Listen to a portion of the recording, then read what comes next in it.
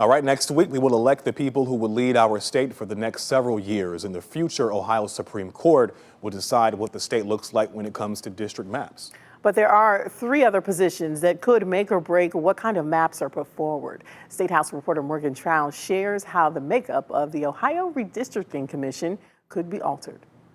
Who are not driven by politics, but rather by what's fair. The majority of the Ohio Supreme Court has been fighting against the Ohio Redistricting Commission for more than a year, with many citing the makeup of the court as the most important race in the state. The result of the Supreme Court elections could make a big difference to how the future of redistricting plays out in Ohio in 2023. Constitutional law expert Jonathan Enton predicts if the Republicans win all 3 seats, then the court is likely to approve any map submitted to them by the commission. If a Democrat wins 1 judicial seat, those maps would continue to be rejected. But that isn't the only way those maps could be decided. The partisan composition of the Redistricting Commission could change depending on who wins those executive offices. The Redistricting Commission is made up of 7 spots total. 2 will always go to Republicans and 2 to Democrats. The 3 remaining seats include the governor, secretary of state, and the auditor. You can't hit all those marks.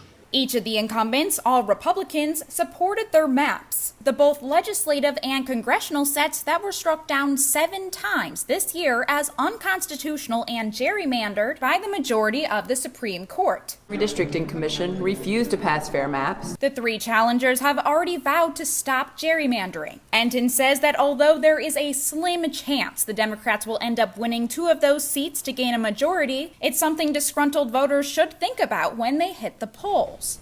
That doesn't mean the lawsuits would be over, though. We could expect that somebody would try to challenge any new map that came out of the commission next year. That being said, he states it may be harder for a bench of Republican justices to find a reason to deny maps against a Democratic majority, so long as they aren't gerrymandered. But what Enton says is most likely to happen is that Democrats win 1 Supreme Court seat rather than 2 executive seats. At the State House, I'm Morgan Trout reporting.